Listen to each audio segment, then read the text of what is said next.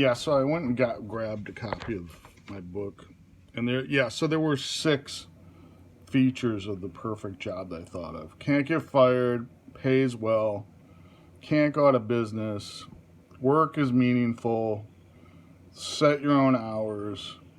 Yeah, set your own hours. I think I forgot. And you are answerable to no one. So those are and then the way you would have the perfect job is if a bunch of rich guys gave you endowed a not-for-profit for you. I mean, you would really have to screw that up to get yeah. Well, if it was only Trump could screw that up. So then Derman asked me, do I want to get into that story?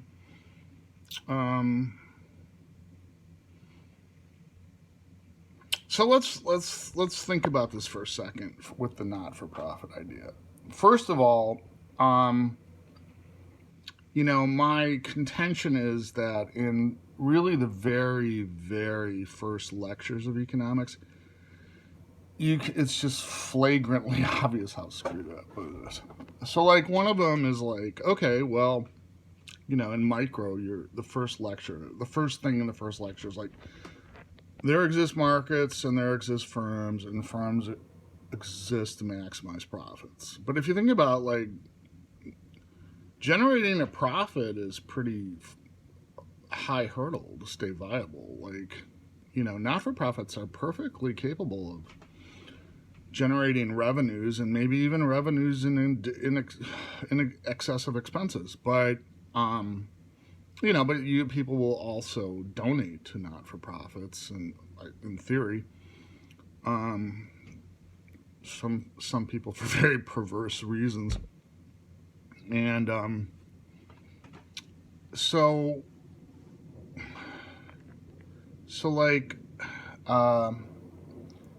most so let's let's compare the not-for-profits idea, the $10 trillion a year not-for-profit funded by the giant global wealth tax.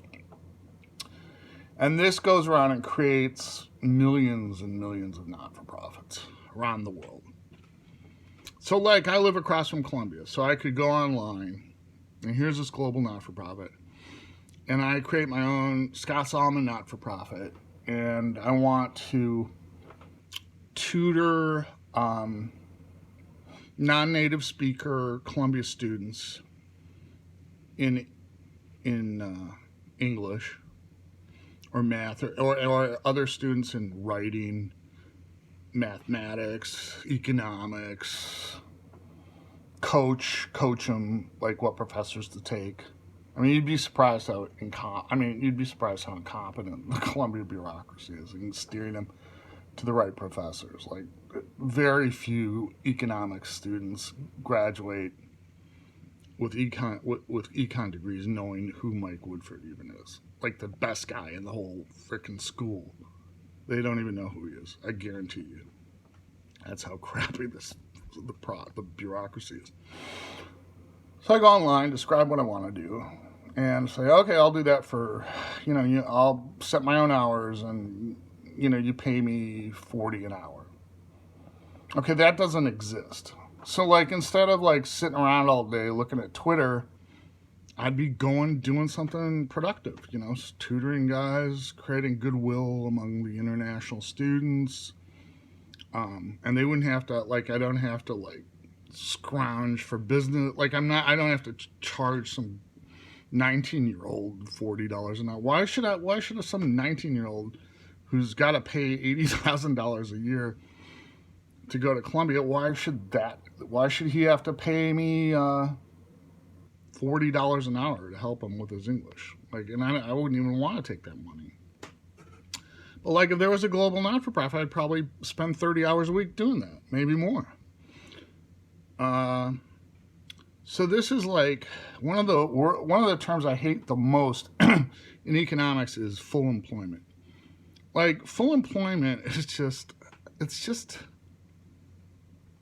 it's just a horrible term because like contingent on what? I mean, I'm capable of doing that work, but I'm not doing it. So because there's not this giant not-for-profit paying me, so there's so far like the conception of full employment is not even understood without the Woodford tax.